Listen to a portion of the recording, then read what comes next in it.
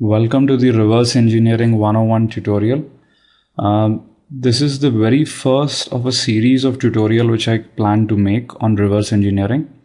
And in this specific video, I've taken the easiest case study which one could start off when they want to learn reverse engineering. So what I've done is I've created a very simple C program which actually goes ahead and asks for a password. Once the password is scanned and entered, it actually compares that with a password it is already stored within the application. So the password currently is defined to be find me if you can. And if the user inputs the correct password, then he gets a congrats, else it says a wrong pass, right? So very simple program, but we'll try to see how one can learn various aspects of reverse engineering using this. So let me actually execute the program first. Okay, it says please enter your password. Let me actually enter a test password. It says wrong pass and exits. And the other one is that if you go ahead and enter the right password, which is find me if you can, then it actually says correct password and congratulations.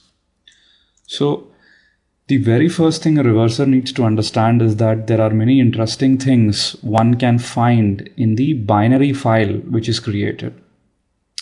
So the very first program we'll want to use is a hex editor.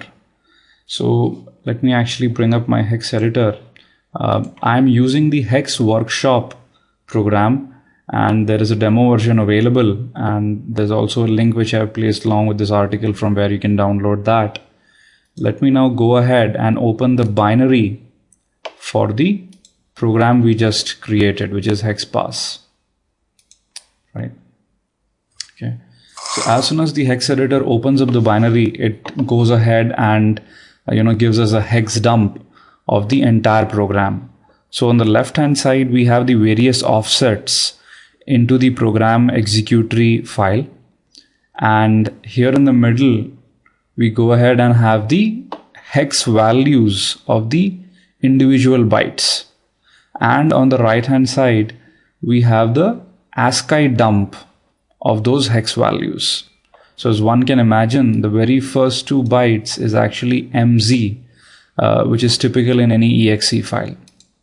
So on the right hand side, we can actually see that there are various strings, which we can read. So this program cannot be run in DOS mode, text, data, so on and so forth. So the first exercise we'll do is actually try and slowly scroll down and see if we can find any interesting strings within this binary. So we see a lot of binary stuff, which would be, general program statements. Let's scroll down. Okay.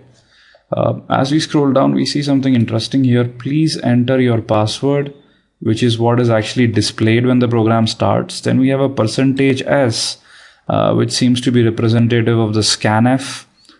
And then there is, the string find me if you can, which is actually the password. And then followed by, congrats, correct pass, or the wrong pass statement. And there are also other, compiler specific, things which are mentioned below. And if we actually scroll down, we'll see many other, functions as well, such as exit process and so on and so forth, which have been also currently present in the exe. So let's actually go back. Okay. So as one can see, that just looking at the program binary, it is actually possible to figure out various hidden strings. In this case, simplest use of that was a password, using which one can crack the program, right?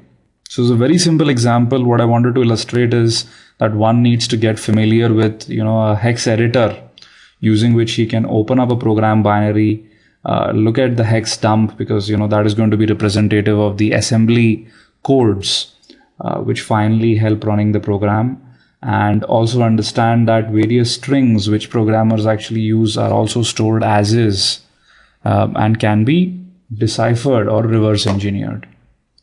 Well, that's all for this video. In the next video, we'll look at how to use a slightly more advanced program called IDA, or Interactive Disassembler, in order to go ahead and crack the same program. Thank you.